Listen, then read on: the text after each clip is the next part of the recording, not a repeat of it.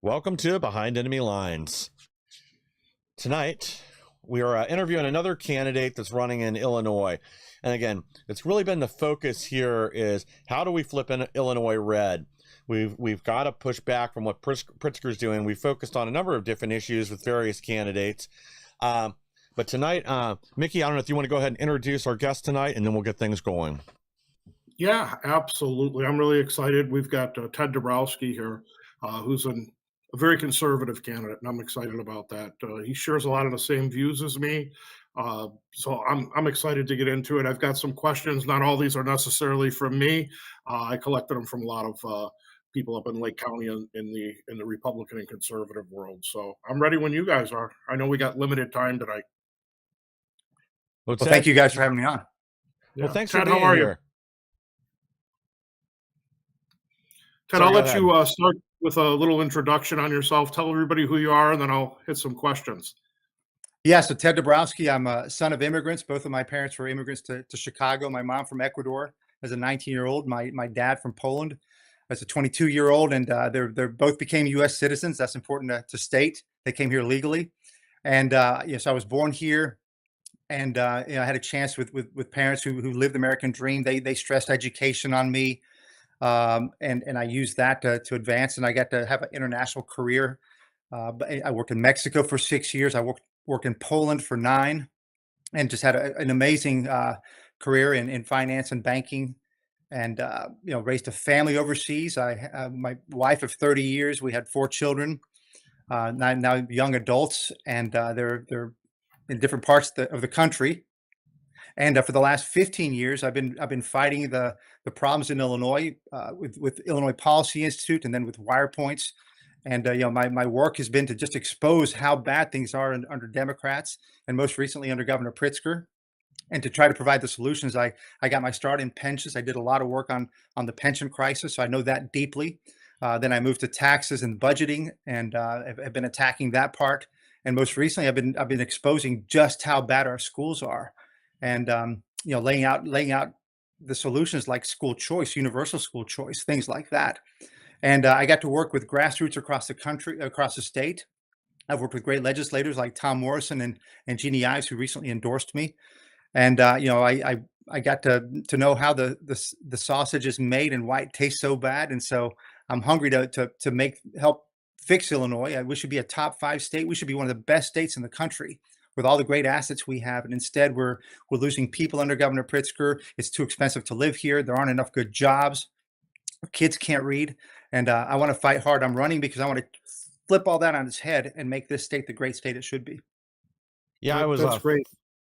fortunate enough to see you at an event just a few months ago that was held up there in Illinois at a small church. I was really impressed with the work you guys did at WirePoints, especially honing in on the reading deficiencies and other problems and trying to force some accountability, being able to take all that data, use it, and then really demonstrate to people exactly what the problems are, hone in on it, and kind of tear through some of the lies that, the schools are all right, they just need more money. In reality, it's a systemic failure that's going to lead to more systemic failure in the future if this problem isn't resolved.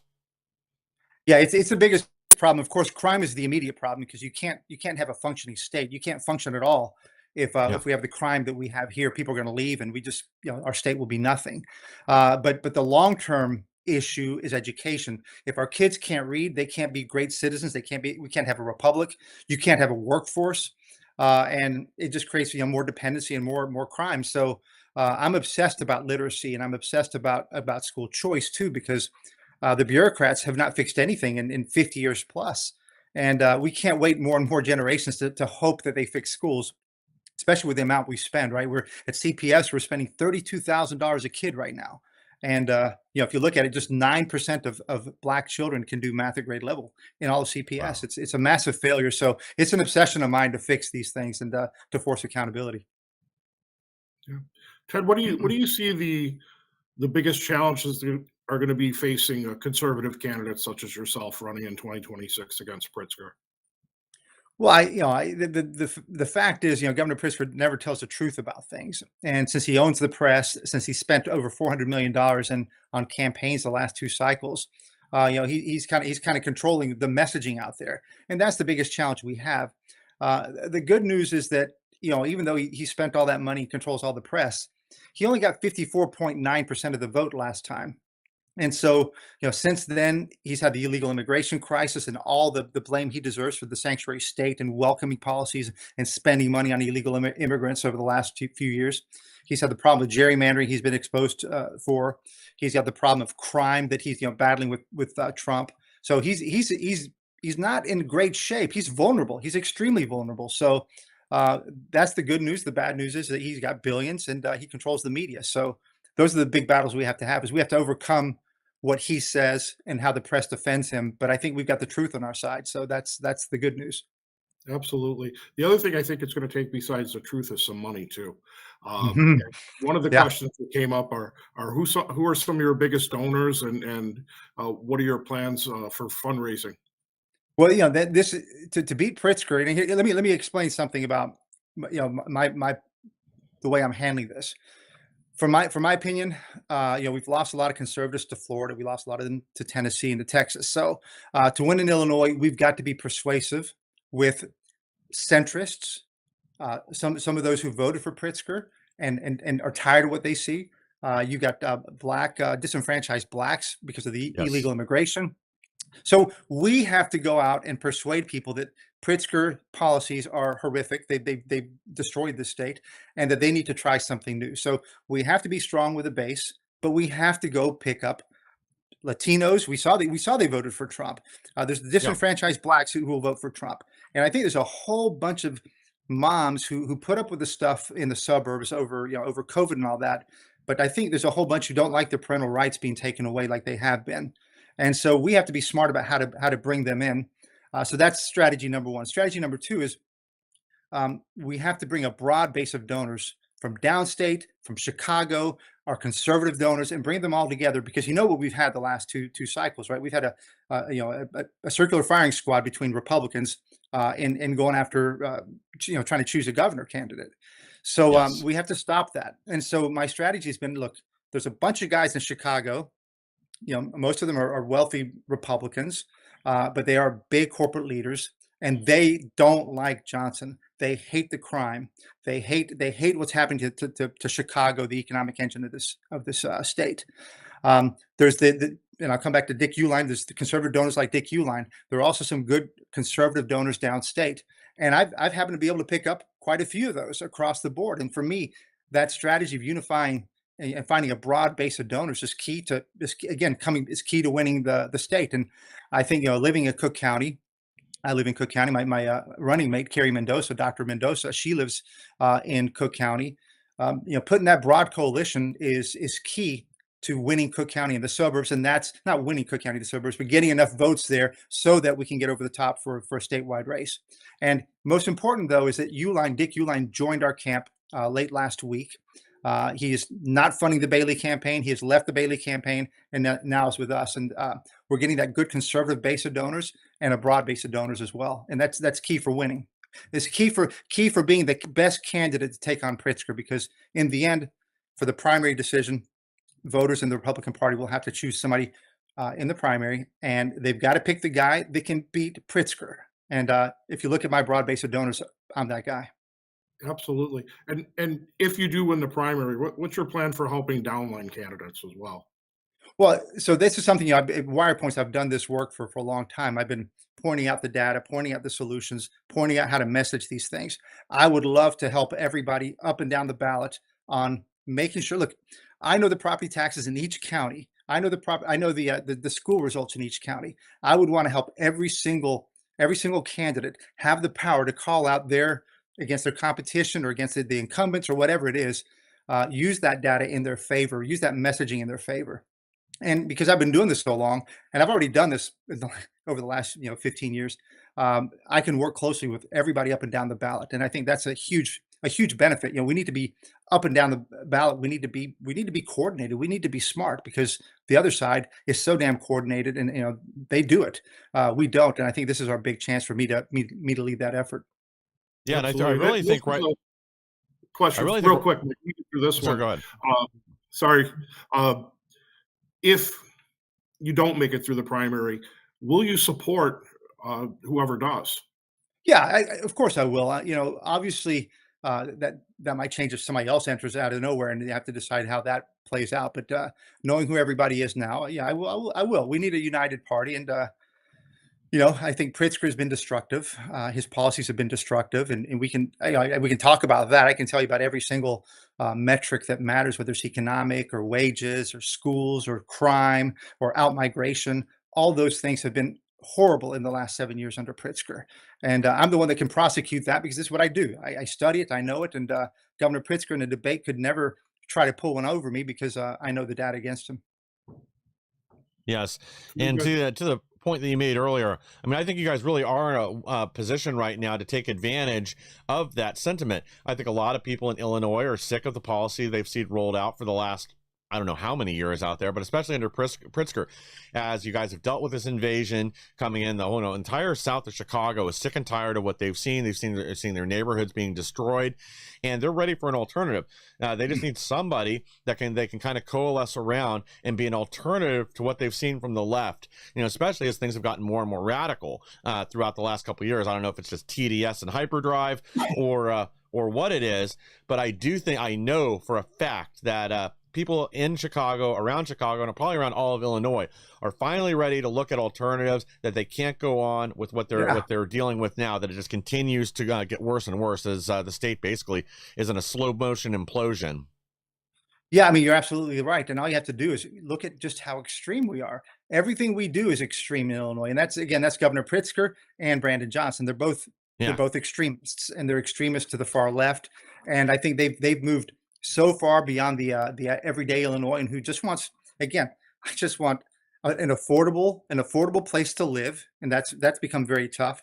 I just want safe streets.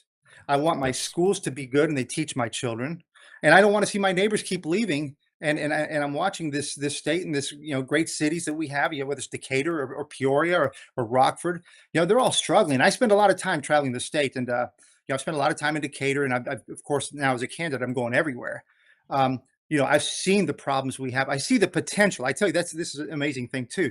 I was just in Peoria, and I did a 6-mile run through Peoria, and I see the potential. And it's either we take advantage of our potential and we make our state and our cities great, or we just keep down the path. And people have a choice. They can keep with Pritzker and just keep his high taxes going higher and higher, keep his high crime, his overregulation, his big government. He keeps funding he's still funding illegal immigration, welcoming programs. He's still giving out free healthcare to illegal immigrants. Never mind that his own residents are struggling. And it's crazy, but it's so extreme that I think that's a huge opportunity for us. And that's why I'm running. I think this is the best opportunity that we've had in a long time. We could talk about Rauner, but this is the best opportunity I think we've had in a long time to really take over the state and start to move it. Even with super minorities and Republican in the legislature, I still think we can start to move the state in the right direction. It's a great state, and we can't just sit here and keep watching what's happening. Ted, I'm glad you said the illegal immigrants. What do you plan to do day one to reverse Illinois from being a sanctuary state? Well, I think to the extent that we can use any kind of executive order, we should.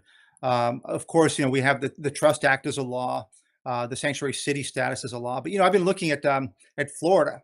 DeSantis. Here's the difference. This is important for people to understand how extreme we are. So in Florida, DeSantis passed a law, and it's a similar law to what Indiana has. They mandate local enforcement works with federal law enforcement. They cooperate. It's a mandate. We have the opposite mandate here. Pritzker and team, and this is under Governor Rauner, so huge fail by Governor Rauner, right? It's against the law. It's prohibited for our local law enforcement to work with the federal authorities, and so we're on the wrong end of the whole thing. So I would do everything in my power to end. I want to end sanctuary city, end sanctuary state, and all the welcoming programs, because they incentivize illegal immigration to come to Illinois. And I love, listen, I'm the son of immigrants. I love immigrants. My Polish, Ecuadorian, I've lived all over the world. I think immigrants are amazing. Legal though. Legal, exactly, legal, right. and with control. You don't just open the borders, right? So you have to have legal immigration, and you have a controlled plan. You can't do what Biden did. it's a massive failure. And it's like you said, we lost control of our state for 4 years. I mean, of our country.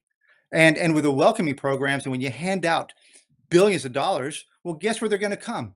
And guess who's going to come with them, right? Criminals. I know it might be a small percentage, but it doesn't matter. A small percentage of a big number is a lot of criminals, and that's the big failure. And Pritzker and Johnson have failed Illinois, massively by letting and in the end harboring criminals because he won't prosecute them. I want to hone in on something you said here real quick too, because I mean, I think this is a really big point that does get missed a lot, unfortunately. But like when you don't allow your local law enforcement to work with immigration and custom enforcement and hand off violent criminals to them for deportation, that means they've got to go back out into the neighborhoods and round people up. And that means there is a greater chance of something happening, because obviously a lot of these people are violent gang members. They're Tren de la Agua, they're MS-13, they're whatever, and they don't particularly want to go to jail or get deported back to wherever. So there is a much higher propensity for something violent to happen. Like, it is going to happen eventually. If you're having to send armed federal agents in to round these people up, eventually you're going to get somebody that shoots back. And then you're putting everyone in danger that lives in that apartment building. Whereas if you already have the person in custody, even if it's for some minor violation unrelated to the federal charges, and you hand them over, they can be handed over peacefully. You don't have to put anyone else at risk. But when you force them to go back in and kick in doors, that's when eventually this is going to escalate, and you're either going to have an ICE operative get shot and killed, or you're going to have innocent people in these apartment buildings get nailed with stray bullets. And there's nobody to blame but the governor and everyone else supporting these idiotic sanctuary state policies. Well, Michael, you're nailing it, and this is exactly what I said. We, by the way, I held a press conference at the ICE facility in Broadview. Was it last week? We were lucky in that there were very few protesters there when we did it, so it was safe. The very next day or the following day, well, that same day is when the guy got shot in Dallas. So we were running some risk going there, but it was safe, and I was happy for that because I had other people with me. But the point I was making there is that Governor Pritzker could stop all this chaos, right? If you hand, like you just said, if you just hand a criminal, illegal immigrant criminal in handcuffs directly from local authorities directly to the feds, guess what? Safe. No chaos, no weirdness, no anything, because now we got the guy and he can be deported or whatever the federal guys do with them. Yes. And that's what we should be doing. And then number two, like you said, okay, and you don't have then, like you said, chasing down the guy somewhere because if he's out free and now you got to knock down doors and people are at risk, and that's Pritzker's fault. Now the second thing Pritzker's doing wrong is listen to his language. For me, it's stuff where he should be removed from office for these kind of things. He's inciting violence. He's calling the federal authorities, that they're doing terror. He's effectively calling them terrorists. I have a whole list of all the things he said. You don't talk about federal law enforcement like that. And then he's saying, hey, go track them, film them, right? He's doxing our federal law enforcement people. And you can have whatever views you have of this whole thing. That is bad behavior on Pritzker. It's on him, the violence that's eventually created here. Well, one more thing, and I'll hand it back over to you, Mickey. But believe it or not, Pritzker had the gall earlier today to complain about somebody calling him a fascist and saying that this was violent rhetoric and putting him and other Democrats at risk. Yeah, right. After months and months and months of this nonsense, like it is just unbelievable to me that he would have the gall to say that. But I don't even know what to say it sometimes. Surprise, surprise. Yeah, exactly. So, Ted, another thing that's really important to people, I'm one of them. This is kind of a personal question. Every time I look at Mike's hat, this question just comes to my mind. What does it say? I'm too blind to see what it's. Oh, okay, there you go. So we have this wonderful law in Illinois right now, and I'm being facetious when I say wonderful, which is the Protect Illinois Community Act law. How do you feel about that law? Do you feel it's unconstitutional? Yeah, get rid of that law, right? I mean, we don't need any more, in my opinion, controls of guns. We should enforce the laws we have, and it's the criminals we should. Right? It's kind of funny, right? We're trying to go after guns when we keep letting the criminals out. Right? That's how perverse it is. So Yeah. no, I'm against all these increased gun controls. The problem is not the legal gun owners, right? And the guns they own. It's the criminals that we keep letting out and getting through the revolving door in and out. I mean, if you follow anything from CWB Chicago, you see how many felons keep getting back out on the streets and recommitting crimes. And you see this for these these carjackers. No, stop. Yeah, we don't need any further gun control laws. What we need are prosecuting the criminals and keeping them behind bars. Yeah, empower our police. Empower our police. Yeah. Well, thank you for mentioning that. Empower police. Back the police and let them do their jobs and let them get back to foot chases and car chases and catching criminals because these laws are crazy. They put handcuffs on the police and then and you have to always remember you have to remember who the primary victims are. Happen to be minorities. Blacks and Hispanics are 85 to 90% of the victims. So Yes. the perverted thing again of Pritzker and Johnson acting like they care about minorities, and yet it's them who are the victims over and over again. Absolutely. I don't know if you're familiar with Megan Boss's story. She's the young girl who died in the presence of an illegal alien up here in Waukegan, Illinois. Oh yeah, Waukegan. I know the story. Yeah. Yeah, and there's another crazy law, and that's the Safety Act. Mhm. And I don't know what's your opinion on that law. Can I just say something on the Waukegan? That of course she wasn't from Waukegan, right? But it happened in Well, Waukegan. she was from Antioch. She's from my town here, right? But that's where it happened, was in Waukegan. Right in Waukegan, and it's fascinating, right? Here's an illegal immigrant, a young lady dies in his presence, and we don't know. I guess we don't know the story of exactly, but she obviously has an overdose, and he puts her in a barrel and keeps her there for you put her in a garbage can, right, for months, and this and then it takes ice, right? It takes ice to catch that guy, and it's just an amazing story again of how we're not prosecuting the bad guys. It's a really sad story. It's a really sad story. Yeah, and in that particular case, the law says exactly the judge had to let him go. Yeah, it's crazy. I mean, how the heck is that guy back out on the streets? And and again, then it takes ice to go track him down. Thank Trump, he got him off the street. Jennifer, Megan's mom, actually went out and met Trump and in Washington, and I think he whispered in her ear. I don't remember how she told the story, but watch what happens next. And I think it was a day or two later, and they grabbed him. I mean, why isn't it Pritzker doing that? Right? Why it's really sad. And I feel I'm sorry. Yeah. So what would you do to eliminate that law? Mm-hmm. Absolutely. And so you were asking about the Safety Act. That's another law. There's this whole, I fought this really hard, and we wrote a lot about it at Wire Points at the time, and getting rid of cash bail, right? We are trying to do the experiment in the country. We're the first state to totally eliminate cash bail, and I'm totally against that, by the way. And there's a lot of good reasons we can discuss it, but we should bring cash bail back. We should bring cash bail back. It's another method of having a way to control our criminals. But in the end, there's talk about let's improve the Safety Act, and I think my view is just get rid of the Safety Act, and if there's anything good in it, let's bring that back. But if we try to debate all the little, if we try to debate how to change the Safety Act, we'll waste a lot of time. Just kill the whole thing, and if there's anything good that we want to bring back, bring it back. Cool. That makes a lot more sense. I kind of just want to underline a couple of points that you made, both about like these soft on crime policies. They do the most harm to the communities they're alleged to protect. I saw somebody recently that was looking at numbers from Washington, D.C., not from Chicago, but over the previous 2 years, there had been nearly 1,200 murders. It was 1,100 and something.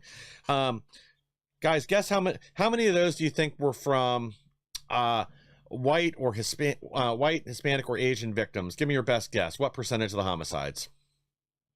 Were the victims? Yes. I'd say 10%, which is you're closer than anybody else. It was 11%. So because I know Chicago, that's the only reason why. Yeah. Yeah, and I figure it's going to be somewhat close. But so by letting these people out, you're basically just devastating the black community. They're having to live with the people that are breaking these laws, getting caught and released over and over and over again. We had this other recently, this Jordan Federico. I don't know if you guys saw her father testifying before Congress, where this the man that killed her, the monster, he had been arrested for 39 felonies in the last 15 years. I can't remember how many misdemeanors on top of that, but they just kept letting him out. He'd only served under 600 days in jail during the last 10 years for all these felonies. He should have been in jail for the next 140 years. You added up minimum sentences for everything they've been charged and convicted or taken plea deals for. I mean, this policy does not serve the community that it's purported to. You're just putting dangerous people back out on the streets to harm more people until eventually something happens like this, and then it finally makes the national news and gets some attention. So we've got to end this no bail policy and get back to sentencing guidelines that actually make sense. You can't let the 14-year-old that's been caught 3 times the Glock with a switch on it back out. Eventually there's got to be consequences. I understand the need for mercy, maybe for a first-time drug offender or somebody like that, but they're hardened violent criminals. You cannot let them back out on the street. That is no bueno. Yeah, and I think we also have to be careful too, because there's a lot of plea bargaining, right? So they plea bargain down. It sounds like it's a low crime, whatever, not a violent crime. But we have to remember that it's like back to the broken windows policing, right? You let a bunch of people off all the time, they're going to come back and bite you, and that's sad. And it's a tough reality. Now, I want to just make one important point that I would bring up that's important for me as a governor candidate and what I would do. The other big problem we have is that we don't have enough opportunity. And I've written a lot about this. The data is crystal clear. Black poverty in Chicago is the highest in the country when you look at the 15 largest cities. Wow. Black unemployment is the highest in the country when you look at the 15 largest cities. And guess what? Who panders the most to blacks? Pritzker, Johnson. I mean, they say everything's about equity, and yet when you look at the results, we suck. I'm sorry for my we're horrible. For blacks. And it's not fair. So what I have to say is we have to focus. And if you look at economic growth overall in Illinois, we're the 4th worst in the country for economic growth under Pritzker. We don't create opportunities. And so we have to get back to a growth state that will lift up everybody. And blacks in particular, the minorities are the ones, if we have a high growth state, then everybody participates. And you reduce crime because you have other opportunities. You have growth. You have investment everywhere, and we don't have that today. We're at the exact opposite extreme of just lackluster stagnation, and that's all happened under Governor Pritzker. And I'm not exaggerating. Anybody can look at the data. We are at the bottom of the barrel for that. So if you want to improve, the life for our blacks and minorities and everybody, right? Yeah. You have to get back to economic growth and a vibrant economy. Otherwise we're kind of stuck here. Yeah. Ted, on our phone call earlier, which I appreciated, by the way, thank you for that. You had brought up property taxes in Illinois, and I'd like to hear, and I think everybody really wants to hear, what's your plan to get those lower? Yeah, I mean, I think as I travel the state, that's the number one problem. When you have to strip out crime, because crime is always like an immediate passion for people. But if you look at the pains are the property taxes, and when I mention gas taxes, people just go live it, right? They know they can just go right over the border, or when they do go over the border, how much cheaper it is. So property taxes, we've got the highest property taxes in the country, and a lot of that has to do with just this bloat of government we have. And it starts with the most units of government in the country. We have so many units of government in the country. Like where I live in Wilmette, we have a park district, a library district. We have the city, and we have 6 school districts around us with a high school district, and they're all different units of government, and they all have taxing authority. So guess what? They all raise taxes, and they all compete, and they don't coordinate to see whether we're being hurt. They just add them up. So in each one of those government entities have their bureaucrats, their accountants, their lawyers, and it just gets duplicated and duplicated and duplicated. So number one, get rid of a lot of these government units. I know it's tough. It'd be highly political, but there's so many duplication and overlapping government units. And by the way, I love local government. I love local control, but I don't like local duplication and local bloat. That's not good. So that's what I'm talking about. Yeah, that's number one. We almost need our own version of Doge. Absolutely, yeah. And by the way, when you ask me about the question, my number one thing when I become governor is to create the effective, where does your money go? We create a commission. We're going to just expose where did all your money go? Because we're spending $16 billion more today under Governor Pritzker That's Wow. 40% more than we did when he took office. Where did the money go? Nobody Wow. knows. And Pritzker wants more money, and so does Johnson. So does CTA, right? CPS, they all want more money when we have so much more money. Where did it go? So the first thing is to expose where it is and to get it back, give tax relief. We have to give tax relief. I By think the way, we'll find out where that money went right about the time we see the Epstein list. yeah. Yeah. So we have we still do double dipping. My superintendent from Wilmette, he's now working, he retired, he's got a pension, and he's working somewhere else and getting half salary, does half and half. This kind of stuff has to go. And because I've worked in this, I can give you 15 different examples of where we would attack. Perfect. Yeah. Oh, sorry. I thought you had another question. Oh, go ahead. No, go ahead. No, you go ahead. So a more, and I'm not going to push you for an answer, but this comes from our chair up here in Antioch.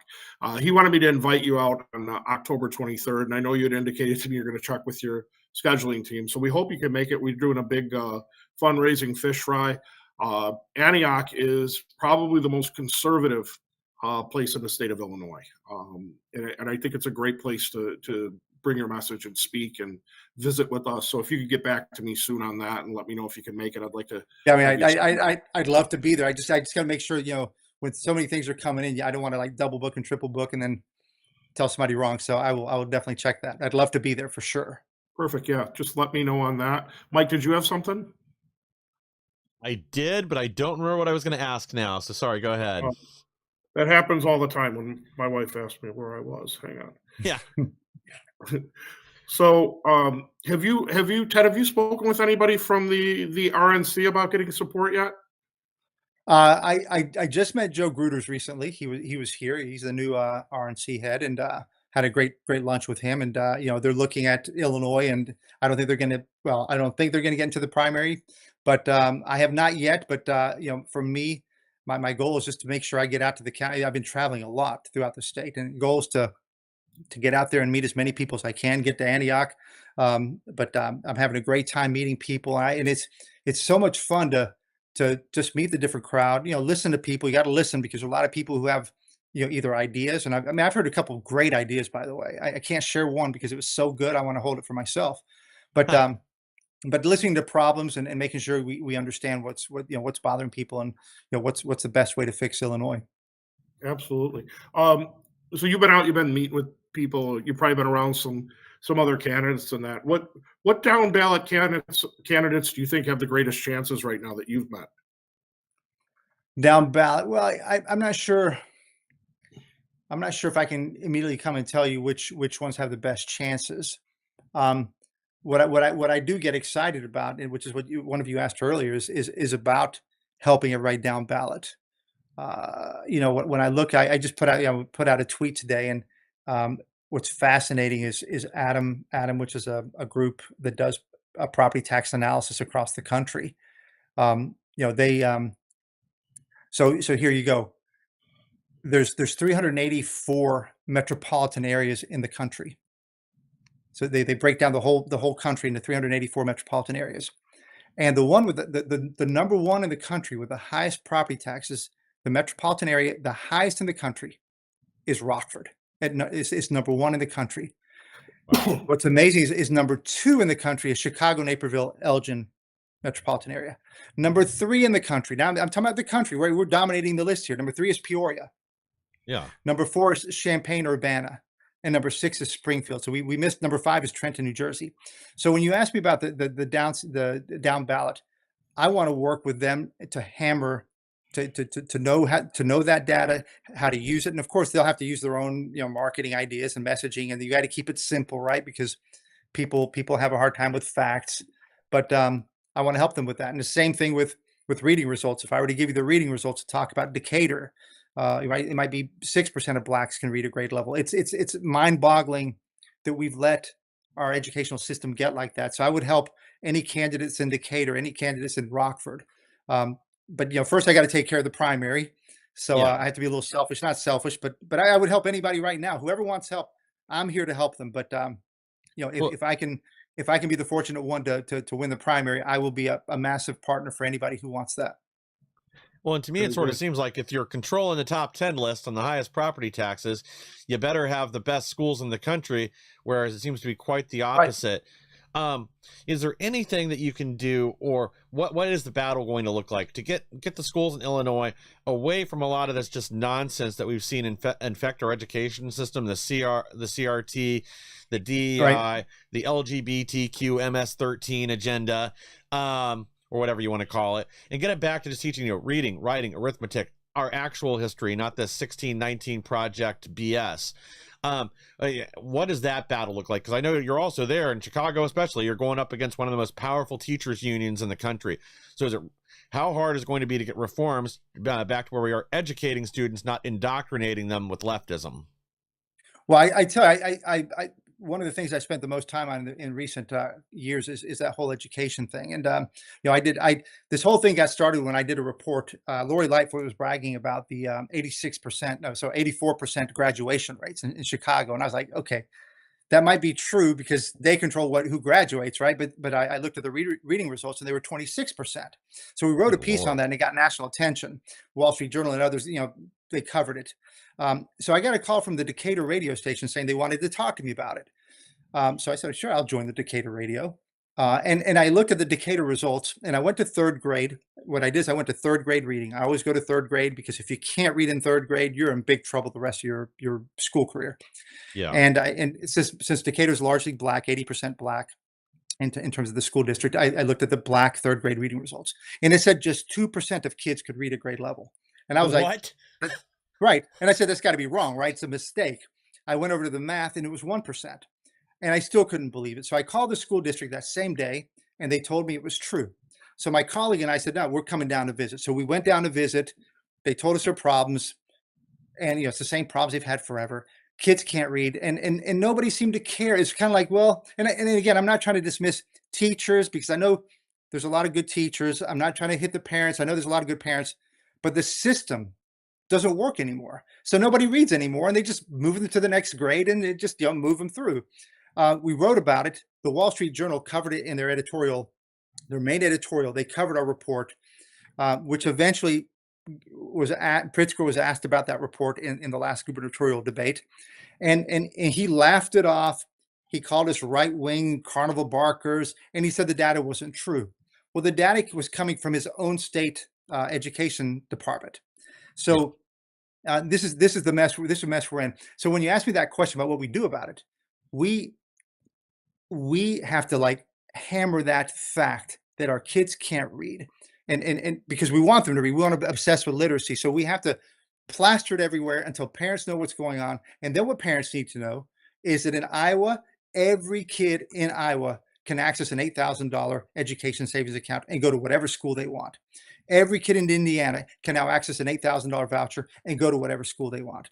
Every kid in Ohio now has universal school choice. Florida, Arizona, I can keep going on with the list. School choice is just blossoming. And every parent in Decatur or Rockford, I don't care whether you're white, black, rich, poor, you should have a choice to go to the school that you want to go to. And that has to be the big fight. And we have to expose it and do it in a professional, persuasive, logical way. Right? I don't need to call the unions names. What I need to do is convince the parents that the schools are hurting their kids, not helping them read, and that they should have a different choice. I'm glad we're on the school subject. Ted, how are you going to protect girls' sports in Illinois? Because that's a big thing for a lot of people. How are we going to keep girls' sports? I'll tell you one of the things that people always say, Ted, if you get governor, you still have a super minority, so you're in big trouble. And I think what people forget is one of the big powers of the governor is to put in place department heads and agency heads. And so you can imagine, and this is something that I would say that Trump did better his second time around than his first. He put people that were going to bring change, And so can you imagine the State Board of Education head, right? If I would name somebody powerful to the State Board of Education head, and their obsession is literacy and getting rid of all the stuff that doesn't belong in school so that kids can focus on literacy. So you do your best to get rid of silly mandates. You get rid of all the DEI stuff that's going on. In fourth grade here in Wilmette, where my kids went, they're teaching transgenderism in a way that's just wrong for any young kid to be hearing it. this is the power of the agency and the department head to try to make that change. Now, of course, we might get sued, we might get challenged by the legislature, all kinds of stuff. I don't know. For me, it's bring it on, because we'll expose. We'll say we're trying to bring change to the schools. We're trying to protect our girls, right, and their sports, and the legislature won't let us. So what we do is we just keep exposing who those people are and who's fighting us against the common sense initiatives that we're trying to do. It has to be a battle. I mean, there's no doubt about it. Bring it on. Bring it on. Bring it There's on. too many times we hide. I'm a bring it on guy. I'll go right after everything every time, and it works, because too often we're too polite. We're not bringing it on. We're just let them be. Let it Right. be. You can't do it. Yeah, I think it's a big opportunity. I think Rauner had that opportunity, and he botched it. And he botched it because he got soft. He went the other way. If he had used that bully pulpit and stayed strong, and again, you've got to go on the radio. You've got to go make your case to the people. My big argument would be that Rauner and Republicans, they didn't win. They didn't try to win the people. They tried to go win the state house. They tried to play games with the unions and negotiate and thinking they're going to get a good deal from Madigan. No way. You got to go to the people, win the people. And if you win the people, you can win the argument and the vote. But it's hard work, obviously. Well, and honestly, men playing in women's sports is one of these issues that for some insane reason, the left is on the wrong side of, it's a 70-30, 80-20, or 90-10 issue in just about every poll. So the people are going to be with you. So that means you're going to put them in a position arguing against what the majority wants. So even if they have the institutional power to stop you temporarily, at some point it's going to get through to them that this is the right thing to do. This is what people want. And again, it didn't take a rocket surgeon 5 years ago to know that if you put the men's and women's, soccer team, baseball team, whatever, against each other, that it's going to be a massacre. And now we're supposed to pretend somehow, it'll be a tied game. Everybody knows, women are getting injured, they're getting trampled, because these men that couldn't compete in their own sport are now trying to invade women's sports. We've got to put a stop to it before somebody gets killed. Yeah, absolutely. And I, like you said, I think it's a 90-10 issue, maybe even better. And you can have all kinds of different worldviews. But the minute you're starting to let men into girls' sports, it's wrong. It's wrong in every way. Well, in the locker room, same thing, right? It's ludicrous, and I think we just have to be strong on our messaging and our persuasion, and not give in, which in many places they have given in. And I love seeing the fight. You see more and more fight on our side at the school board meetings, but it's not enough yet. Yeah, I mean, I think it's very clearly being on the wrong side of a common sense issue in America. I think people were afraid to speak up for the last few years, but now they finally gotten to the point where they're just so frustrated they're just not going to tolerate it anymore. And it doesn't matter what kind of names you call us when we're opposing this. Fine. I don't care if this makes me some kind of sexist, bigot, whatever. If you're going to try to put your son in our daughter's locker room, that's a big problem. 10 years ago, this would never fly. The media would be covering it the exact opposite way. They would be saying, this is a pervert in there trying to take advantage of whatever system. But now we just pretend, we've all got brainworms and we've forgotten reality. I mean, I think these are the kind of issues that are really waking up a lot of people that were supporting the left up till now, that it's just become intolerable for them and they just can't vote for it anymore. And that's where you guys, especially in Illinois, have a big advantage that you can press. Yeah, and this is what I really like about the work we've done at WirePoints is that, we've done it as we're small. I'm not there anymore. I keep saying we, but we are a small group. But we've had outsized power. We've reached the Wall Street Journal all the time, and Fox and various networks, and our data's plastered everywhere on different blogs and websites. But I would love to use that power, that data with the media. Because if you look at the traditional media here, they don't care about the facts, right? They just line up with Pritzker. They've taken on Johnson, which is pretty good, right? Johnson doesn't get away with everything he gets away with a lot, but not everything. But Pritzker still gets away with everything. And so the power of the bully pulpit to take the government data and just shove it in the media's face and say, report on this. And if you won't report on it, we'll call you out. And we have to do that. They get away with everything. And it's, if we had good media, we could have a much better state. Bingo. But we don't have any good media. It's hard to point out, except for talk radio. Talk radio is pretty good, and then it's splinter groups out there. Yeah. One of my last questions, and it's school boards, right? And you bring up the school boards and the people that are there and the people that work in the school. And I kind of firsthand experienced after what happened with Charlie Kirk with his assassination, the way people feel when they're in those positions of power over children, that they can Yeah. speak, and some of the things that they were saying. And we had a woman, I'll use that loosely, a woman who worked in the Grass Lake School here, who had posted online that she had no empathy for Charlie Kirk's assassination, and she was excited that his children, or hoped that his children would never grow up in the world their father imagined, and no empathy for him whatsoever, and posted this online where the students can see it. And this is in a community, she's working in a community that is 70% conservative and 70% white. And she had the gall in that community to say he was a white nationalist, racist, homophobe. He was none of those things. And she said it, and she felt comfortable saying it. Right. She's not comfortable saying it anymore because I got Right. fired. But she felt comfortable saying it. Like, how are we going to change that culture? How, if you become the governor of Illinois, and this is my last question, how do we change that culture in the state? How do we fix that problem in our school boards, in our education system overall? Because it's rampant. It's infested. Well, I think a big part of it is that much of it comes from Pritzker on down. The reason they feel emboldened to do that is because they know Pritzker's got their back, right? When Pritzker and some of the Democrats and the laws they pass, like this mental health law they just passed, right, where suddenly we're going to give our schools the power to check our children.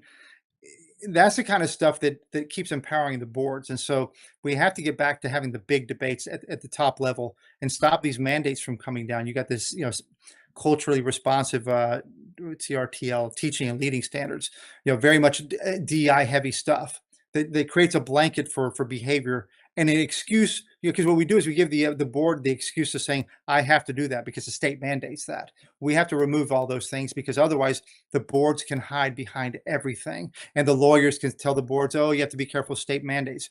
So, I argue that a lot of the culture change has to happen at the top. And this is one of the reasons I'm running for governor, because you have to stop that stuff there, or at least challenge the hell out of it, so that we have to empower people at the local level, parents and everybody, to speak up. And I think the more that a governor speaks up in defense of the everyday people, the more they'll feel the ability to challenge school boards. But it's really hard to challenge school boards. They have this behavior, it's a really, in many cases, it's a nasty behavior, because they have so much power. And the power belongs to the people. We got to give them that back, and that's why I think it starts with a governor who defends everyday Illinoisans with their rights, and then they know they can go speak up because somebody's got their back. It's kind of like the same thing for the police. The police have to know somebody's got their backs, so they can go out and do their work, and they'll be defended. And it starts at the top. It's a leadership thing. It's a passion for everyday Illinoisans. It's a passion for our police and for rule of law and the Constitution. And it's what I want to bring. As I talked, my dad escaped from Poland, and I learned early on this whole, extremism that he lived under in communism, and how much he loved this country and its freedoms. And you can't find what we have here anywhere else in the world, but we got to protect the hell out of it, and that's what I want to do. Well said. Well, yeah, and you're exactly right. Like, 'cause we don't have those pillars that make up, that hold up our society, then you don't have anything else. If you don't have police that you can trust, police that are supported, an education system that is accountable to the people and is doing a real job trying to educate our children so that they can move forward and continue that civil society, it all crumbles down. I know we're almost out of time here, so I wanted to give you a chance real quick. What's your website, and what is the best thing that people could do to help you right now at this stage in your campaign? Yeah, and just real quick, I want to make one thing we haven't talked about at all, and that's faith. It's become Yes. under these leaders that we have today. faith is a bad word. And a big part of having a great state and the great cities that we should have is just that you combine faith, family, and tradition, and all those things, so that we can once again become a great state. So I don't want to forget that. So the biggest thing is my name recognition. I've been doing WirePoints for a long time, Illinois Policy Institute for a long time. So many people might know WirePoints, but not know to connect it to Ted Dabrowski. So just getting people to spread the word about what I do, spreading this show.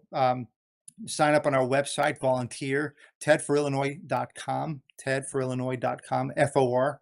And we just love to engage. I'm about everyday Illinois. I'm a son of immigrants, quite the opposite from Pritzker. My family started with nothing. His family started with, or his own family started with billions. It's a big battle, and I need help to counter that battle, and would love to partner with everyday Illinois who are looking to take their state back. We should be a great state. We should be competing with Texas and Florida and Tennessee and Carolinas, not being at the bottom of the barrel. Well said. I always want to kind of bolster your point here too. I mean, there's something everybody can do. Even maybe you can't go out and knock on doors, or maybe you don't have you can phone bank. Just about everybody listening to the show right now could at least phone bank and make calls. They can do something to help. And if we don't get involved and we don't volunteer, then we aren't going to see the change that all of us want.